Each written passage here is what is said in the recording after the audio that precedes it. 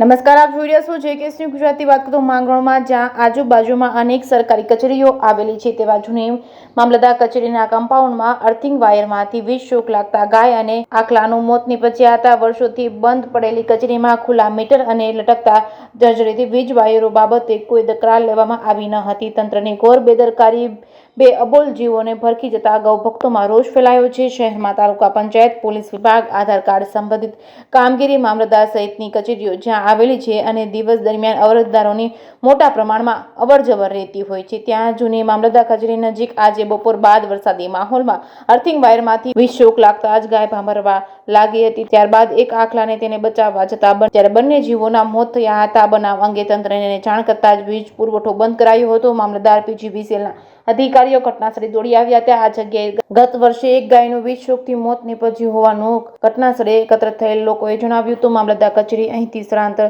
થયાને આશરે 10 થી 12 વર્ષ જેટલો સમય વીતી ચૂક્યો છે, પરંતુ કચેરીની અંદર ખુલ્લા મીટરો અને જર્જરિત વાયરો જેમ તેમ લટકી રહ્યા છે. આ બાબતે બંને વિભાગો દ્વારા કોઈ દખલ જ લેવામાં આવી ન હોવાનું પ્રતીત થઈ રહ્યું છે. ત્યારે લોકો અરજદારોની ધમધમતી આ જગ્યાએ જો મૂંગા જીવને બદલે કોઈ માણસની જાનહાનિ થઈ હોત તો જવાબદારી કોની, તેવા સવાલો ઉઠી રહ્યા છે. જેકેએસ ન્યૂઝ ગુજરાતી સાથે બીનુ મેસવાણિયા, માંગરોળ. આજરોજ વરસાદના કારણે જૂની મામલતદાર ઓફિસની બાજુમાં એક ગાય તડફડિયા મારતી હતી.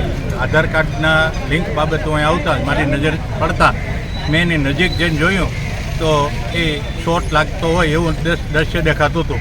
એ દરમિયાન બીજો એક ગૌધન આવી અને એને માથા મારવા માંડ્યું, એટલે બંને તડફડવા માંડ્યા. એટલે હું દોડી અને મામલતદાર ઓફિસના દરવાજાની અંદર જતાં એની અંદર લાઇટ જોતાં ત્યાં કોઈ બંધ કરી શકાય એવી સ્થિતિ નહોતી અને અંદર પણ ઝીણો ઝીણો પાવર ઝરકારા મારતા હોય, જેથી મેં જીઈબીના અધિકારીઓને ફોન 2-3 કર્યા. ત્યારે એંગેજ સતત આવતો હોય અને પછી આવ્યો ઉપડ્યો. તે દરમિયાન 2 ગૌ માતાઓ મૃત્યુ પામેલી હતી અને અનેક લોકોને ગૌસેવકમાંથી આપણે ગોવિંદભાઈ અને આગેવાનો બધા અહીં આવ્યા અને એનું સ્થળ નિરીક્ષણ કર્યું તો જીઈબી અને મામલતદાર કચેરીની બેદરકારી સાબિત થાય એવું દેખાઈ આવે છે અને વાયરિંગ સતત ખુલ્લું પડ્યું હોય. જીઈબીવાળા એમ કહે છે કે અમારી જવાબદારી નથી આવતી, મામલતદારના સ્ટાફના નાયબ મામલતદાર એમ કહે છે કે અમારી જવાબદારી નથી આવતી. પણ વાસ્તવિક મોટી જાનહાની થતાં બચી ગયા છે એ પ્રભુનો પાર માનીએ છીએ. બાકી આથી વધુ જાનહાની થાય એવી શક્યતા હતી, પણ સતત અવરજવરવાળો રસ્તો હોય અને માણસો હોય તો આવી બેદરકારી ન થાય એવું તંત્ર ધ્યાન રાખે એવી મારી લાગણી અને માગણી. એ બાબતે સંપૂર્ણ તપાસ કરી અને અહેવાલ રજૂ કરવા જણાવશું. સાહેબ છેડા ખુલ્લા છે ને સાહેબ બધી એમને સાહેબ અંદર સીલ બિલ નથી પેલામાં મીટરમાં, તો સાહેબ એ જવાબદારી કોની આવે?